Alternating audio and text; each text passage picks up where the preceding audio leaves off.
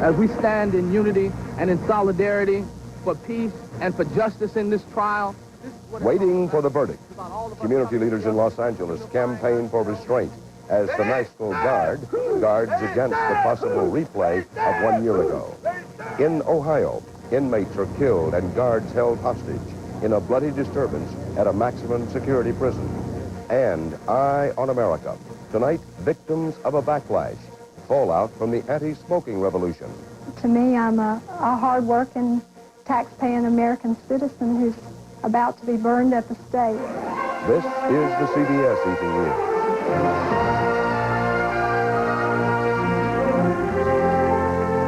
Dan Rather reporting. Good evening. This was a day of watching and waiting in Los Angeles, California. Many, not all, but many citizens in the city are on edge, waiting for the verdict in the federal trial of 4 police officers accused of violating the civil rights of citizen Rodney King. Today, the jury deliberated for a 3rd day. Deliberations totaling now more than 14 hours so far. The judge has turned down the jurors' request for a written transcript of some eyewitness testimony. The judge told the jurors to rely on their memories and their handwritten notes. Meanwhile, National Guard units gathered at staging areas, ready, if necessary, to move out onto the streets. Last year, violent civil unrest, riots, broke out after the police were acquitted on state charges.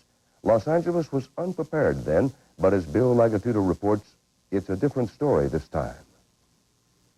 How about a copy of the newspaper, sir? One local paper was asking the question today, the one on everyone's mind. As the L.A. policemen, their lawyers, the government prosecutors, the electronic eyewitnesses from around the world all stood by in a kind of jury deliberation limbo. However long it takes, we'll be here. We'll have to wait, as you folks will, too. Other people prepared for the worst. Go, guys. If something happens, we're ready this time, said the National Guard, which last time couldn't locate its ammunition. That's been fixed, said the general today. And I hope our presence will result in the city of Los Angeles staying calm. Calming to some, not so to others, including the new head of the NAACP. I am concerned that as I see all the military apparatus being assembled and surrounding Los Angeles, that we don't have a situation where the law enforcement provokes an outbreak. The city sent 600 more police officers into the streets, a pre-alert alert, again soothing to some this flexing of muscles, unnerving to others. Everyone in our city remained calm, and we maintain the peace here. L.A. was a city of split images today. We stand in unity. Latino, Korean, and blacks hand-holding in a show of solidarity, while nervous store owners were boarding up, just in case. And is this an overreaction? At a local gun store, these people were lining up to get ammo and guns before they're all gone. They pretty much bought out all 9mm we have left. All those guns in the hands of all those nervous people has made the city about as dangerous a place as it's ever been. Tonight, everyone hopes for a verdict soon, so that whatever happens will be over with soon. Bill Lagatudo, CBS News, Los Angeles. A similar but perhaps more complicated, more serious kind of tension tonight halfway around the world. South Africa has been plunged into another racial crisis over the murder of a militant black leader. The shooting threatens to derail the negotiating process now underway, aimed at creating a multiracial democracy in South Africa. Alan Pizzi is on the scene in Johannesburg. The chanting is in praise of a man of violence turned peacemaker. 2,000 angry blacks marched today to the home of Chris Hani, the most revered revolutionary of the African National Congress, who was murdered in his own driveway, apparently by a white man. Black revenge for the killing is South Africa's worst fear at the moment. As leader of the South African Communist Party, Chris Hani was immensely popular among young blacks who are frustrated by the slow pace of political change. Their hero, the soldier, their role model, has been killed. I think the thing's gonna be bad because of the death of Chris Hani. It had a lot of people. One commemorative march turned violent, but by South African standards, it wasn't as bad as it might have been. The black townships are awash in guns, and the police, more used to handling stone-throwing teenagers, are stretched to the limit. Black and white political leaders have appealed for restraint, calling Hani's assassination a misguided attempt by radicals to derail the stuttering peace process. It poses a challenge to all political leaders Inasmuch as there might have been a strategy behind this, the strategy was to upset and to put stumbling blocks in the way of negotiations. If there can be cooperation between the government and the ANC on issues of this nature, we are in a better position to curb whatever excesses might arise.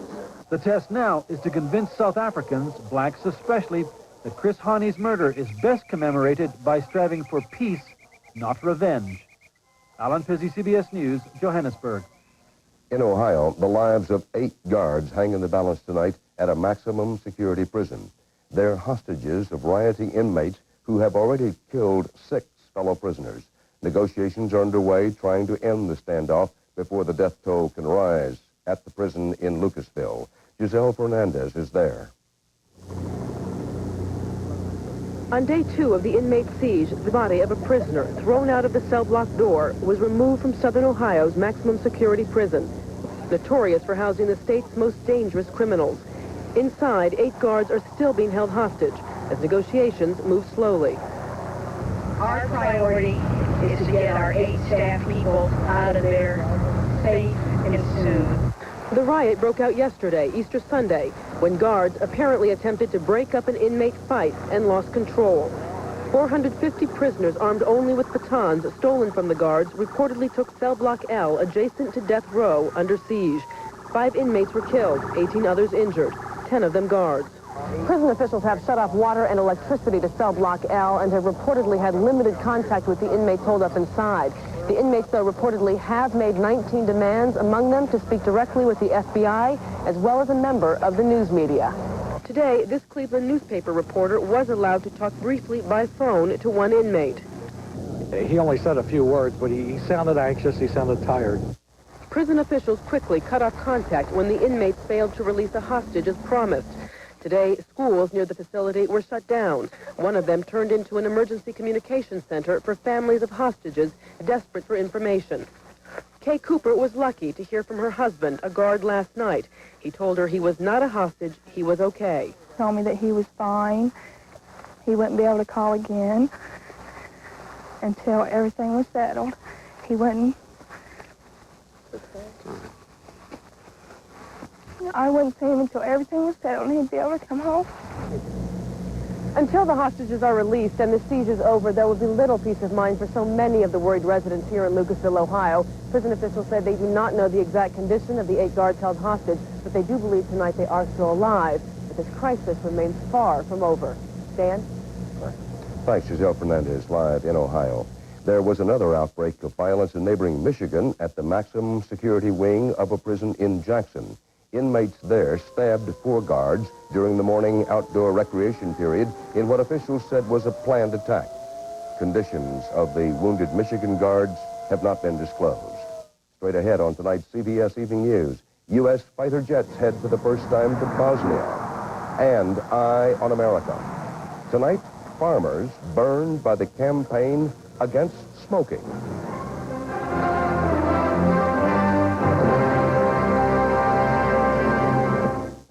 It may surprise you to learn who, over 30 years ago, was the first car maker to build cars with seat belts, to make safety glass standard, the first U.S. car maker to offer anti-lock brakes, and who today offers more models with dual airbags than any other manufacturer.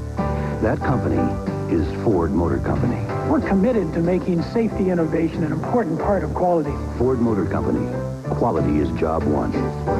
It's working. Brand Central. It's a big, big sale for just a little time. For 2 days only, all ranges, all microwaves, all refrigerators, all washers and dryers, they're all at least 10% off. Then make no payments and pay no finance charge till July. All TVs, all camcorders, all 4-hit VCRs, save $10 to $200. And get Sears Pledge of Satisfaction guarantee to your money back. It's a big, big sale, but there's just a little time. Hurry to Sears Brand Central. U.S. and NATO warplanes crisscrossed the skies over Bosnia today, the first day of an operation designed to curb Serbian aggression. But enforcement of the no-fly zone had no apparent effect on the ground, where Serbian forces shelled Muslim towns and killed more than 50 people. Tom Fenton watched the launching of what's called Operation Deny Flight. Fully armed, the first U.S. Navy F-18 took off from the USS Roosevelt and headed for the skies over Bosnia. The first time American and NATO forces have been committed to a potential combat role in former Yugoslavia. It was a new experience for most of the pilots. Very different way of feeling, actually. Now you know you're flying not just for the fun of it, but over someone else's country. The carrier planes were joined by other American, French, and Dutch jets from bases in Italy. Close to 60 NATO warplanes will be involved, with orders to keep all other aircraft out of Bosnian airspace, shooting down violators as a last resort. The UN has recorded some 500 violations of the no-fly zone since it was imposed last October, most of them by light planes and helicopters. The most recent was Sunday night when a propeller plane was spotted over central Bosnia. The NATO commander, Admiral Mike Borda, pointed out the problems of enforcing the ban. The potential is that we will see helicopters, fixed-wing, very fast fixed-wing aircraft, and very slow propeller aircraft. Those can present some very difficult and challenging problems for jet fighter pilots. We're a high-speed, high-altitude fighter, and if somebody chooses to fly low and slow, we can't necessarily get down there and mix it up with them, but we can still see them on radar. But aviation has never played a major role in this conflict. It's the ground war that has claimed so many victims. President Clinton's special envoy was in Sarajevo today, trying but failing to get all three warring parties to the negotiating table. The Muslims refused to show up because the Serbs broke the truce. Enforcing the no-fly zone may turn out to be largely a symbolic move, but at least it's a Western show of force at a time when words have failed to stop the inexorable course of this dirty war. Tom Fenton, CBS News, Vicenza, Italy. The first day of NATO's first ever actual combat operation drew no hostile fire, but one French plane developed engine trouble and went down in the Adriatic Sea. The pilot was rescued. Stay here with us now for more CBS News, including a man with a gun, a community up in arms.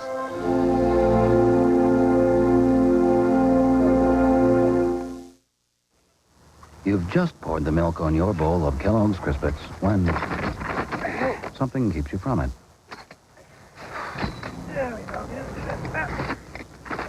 Good thing Crispets has a special shape that stands up to milk. So even if you can't get to it right away, Crispets still stays crispy and great tasting. They're still crispy. Kellogg's Crispets, the taste that waits for you. 2 a.m., 36 Pine Street.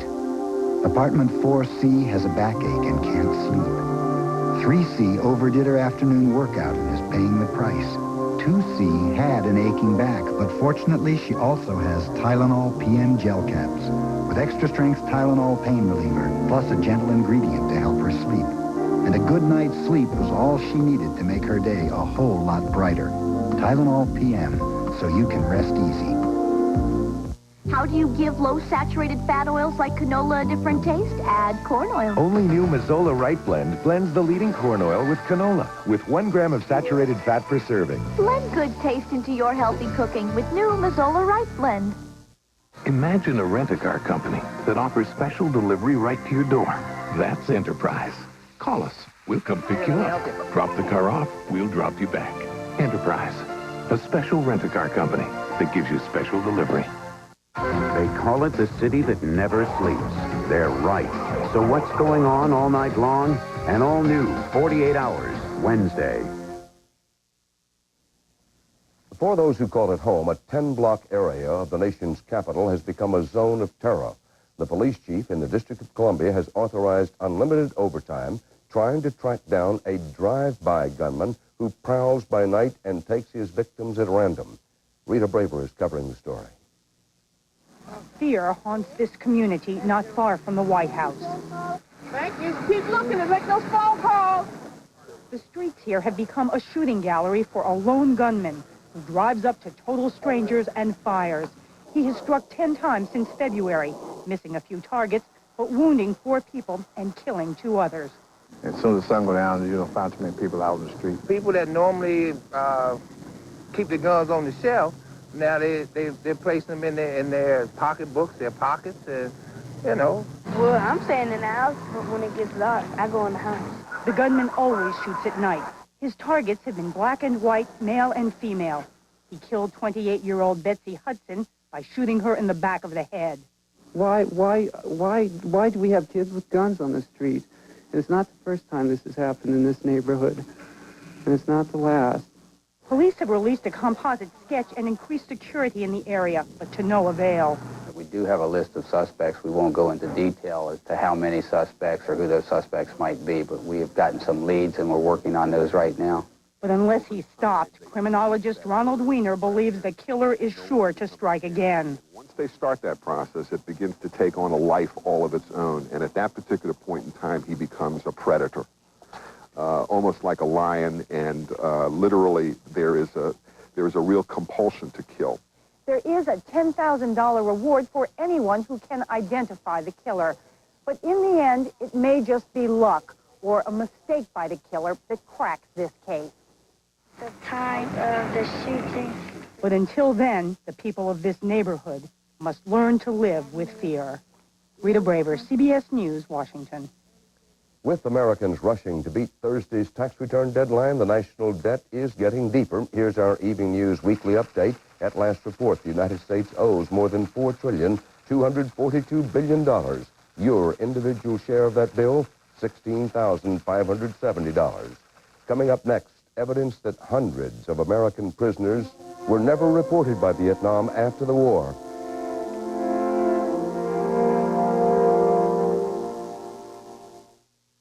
To celebrate Buick's 90th anniversary, we proudly introduce the 90th anniversary LeSabre.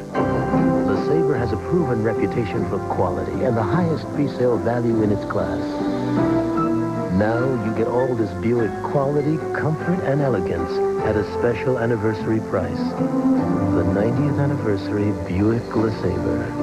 Quality its competition just can't hold a candle to. Milk. What's in it for you? Your first step. The camera. Carbohydrate. For energy. Okay, Huey. Magnesium. That's it. For balance. Oh. And milk's got phosphorus. No, honey. For quick reflexes. But it's thankfully slim on calories. Daddy's little girl's walking. Hon, get the camera. Milk. It does a body good. Because all pain is not the same. You need something made just for your pain. Now there's aspirin-free Bayer Select. 5 completely different products, each made with specially chosen ingredients to concentrate on your kind of pain. Sinus, headache, nighttime, menstrual, or arthritis pain relief. Bayer Select. Exactly what's right for exactly what's wrong.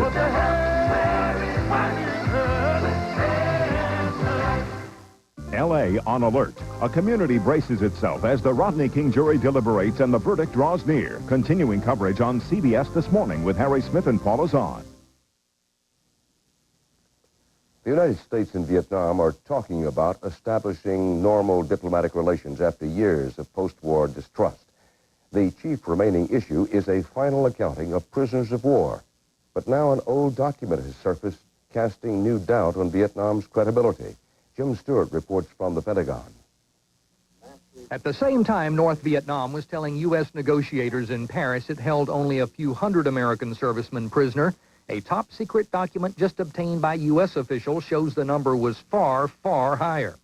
This report indicates that the total number of POWs held by North Vietnam at the time was 1,205, even though the number of American POWs returned at homecoming in 1973 was 591.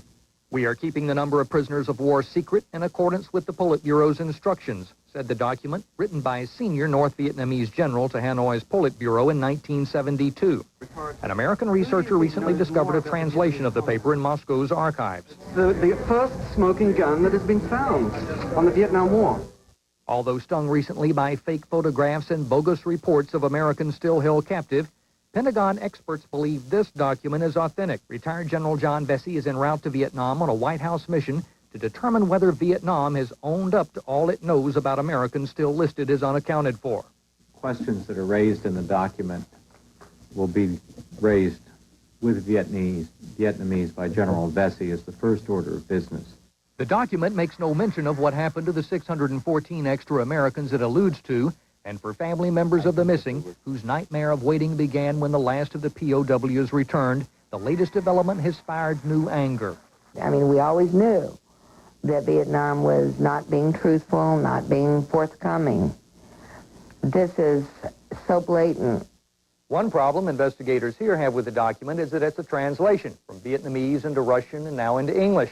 It could be that the Vietnamese have a logical explanation for the difference in the numbers, but says one official here, they better come up with it fast. Jim Stewart, CBS News, the Pentagon.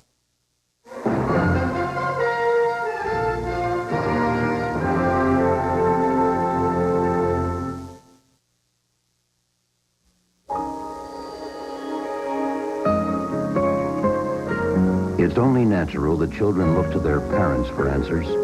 So to help you explain why some things that may be fine for adults aren't right for children, Anheuser-Busch offers Family Talk, free advice from professionals to use with your kids while they're still learning to be grown up. And their favorite teacher is you. Let's stop underage drinking before it starts. You ever look at all the different ways plastic makes life better?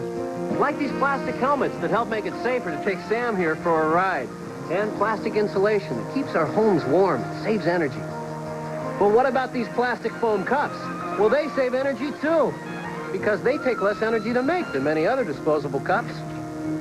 And they keep sodas nice and cold, right, Sam? To learn more, call this number for a free booklet and take another look at plastic. Oh, you do? AT&T on line 2. Oh, really? Well, you finally came around. You're taking me back. Yeah, that's Dangerfield with a D. No, that's Rodney, not Basil. Basil? I mean, who the heck is Basil Dangerfield? Oh, wait, don't hang up. Come back to AT&T now, and your business can get 100 days free. You can call me Roberto. Just take me back. Or you can even call me Roberta. Come back to AT&T, the best in the business. My teeth are sensitive. They hurt. That's a warning. That's why dentists choose Sensodyne to help stop the pain that can make you stop brushing, could lead even to tooth loss. I got the warning. Then I got Sensodyne. Trust Sensodyne, the dentist's choice for sensitive teeth. The doctor said to use hydrocortisone cream for my itch. Try Preparation H hydrocortisone cream to effectively relieve problem itch. It worked great, and I didn't need a prescription. Preparation H hydrocortisone cream. Prescription strength without a prescription. First, there was a warning from the Surgeon General. Then a ban on television advertising. And now, a no-smoking zone at the White House and talk of big new taxes. All of this brings big cheers from opponents of cigarette smoking. But you know what? Not everyone is cheering. As we find out from Bob McNamara in tonight's Eye on America.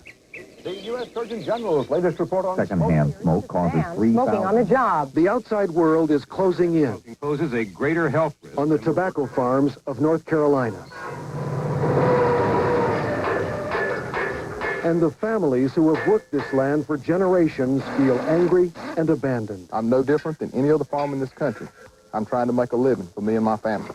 Steve Troxler has grown tobacco for 22 years, but this season is different. There's a combination of things that are happening now all at one time that, that I guess makes it seem so much worse than it's been before. Both my sons drive the tractor in the field, and it's good for them. Sharon Troxler has preserved their tobacco farm on tape, preparing for the time when her family's way of life has disappeared. To me, I'm a hard-working, tax-paying American citizen who's about to be burned at the stake. That's how we feel.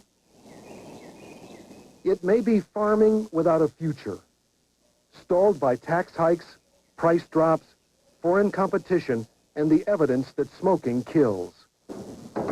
This is tobacco that we cured last year. American tobacco growers know they may be facing the beginning of the end. It's paid for everything I own, educated my children. we're proud to be tobacco farmers. We don't think we are second-class citizens. We think we're good citizens. Phil Lambeth and his wife Dot were born into tobacco. I just hate for people to always be looking at it and saying, well, you ought to do something else. In this family, there is despair that the public sees tobacco farmers as villains.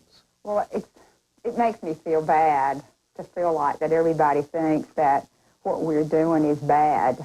They've kicked us all the way from the bottom of our feet up to our shoulders. We'd like for it to just let us live. Be fair with us, that's all we ask. On some tobacco farms, after years of defending their way of life, they are tired of the fight. And they're trying to use the things tobacco taught them to grow new lives. I'm not looking at being a tobacco grower the rest of my life. 11 years ago, Rick Apple added a nursery business to his tobacco farm. A lot of growers would like to get out of the business. But Apple says many farmers can't even afford to quit without help. If we're going to have a $1 a pack tax, why not let a nickel of that for 4 or 5 years go into a program to help some growers get out of the business? If they would get me out, I think I would take them up and do something else.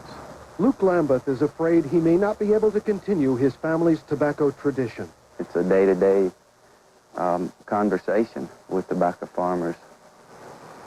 The future. Some are betting their farms and their futures on the business they grew up with. I'm going to ride the tobacco business down. You're going to write it down? If it goes down, then I'll be out of the farming business. Today in tobacco country, there are prayers that losing tobacco won't mean losing everything. We can't just say your business is no longer wanted or needed. Go find jobs. Well, where are they going to go? In the small towns of rural North Carolina, You know, it hurts when you're attacked. Tobacco is not just farming. You know, we're talking about a way of life. It's family. It tears me up. Here, too, tobacco is a matter of life and death. In Brown Summit, North Carolina, Bob McNamara for Eye on America. And that's part of our world tonight. Tomorrow morning, join Harry Smith and Paul Azad on CBS This Morning. They'll be talking about the Rodney King beating trial with the lawyer for one of the accused police officers. Dan Rather reporting for CBS and the CBS Evening News. See you again tomorrow. Good night.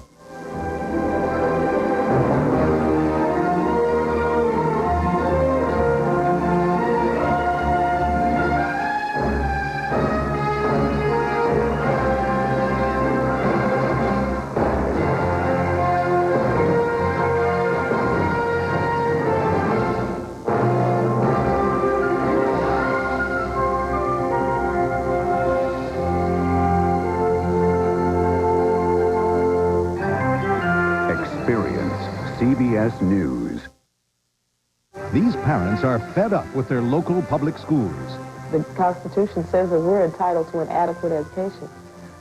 All children are not getting an adequate education. So guess what? They're suing. You heard right, suing their public schools. Will it work? Eye on America tomorrow on the CBS Evening News with Dan Rather. The people of CBS News. Dan Rather. Connie Chung. Ed Bradley. Mike Wallace. Leslie Stahl. Morley Safer. Steve Kronk. Andy Rooney. And Charles Carroll. Experience. CBS News. This is CBS. Next on Hard Copy Exclusive, Roseanne the Woman. Serious about sex, having a baby, and the show she never misses. Hard copy. Whatever reasons you had for not getting cable TV, starting now, you just ran out of them.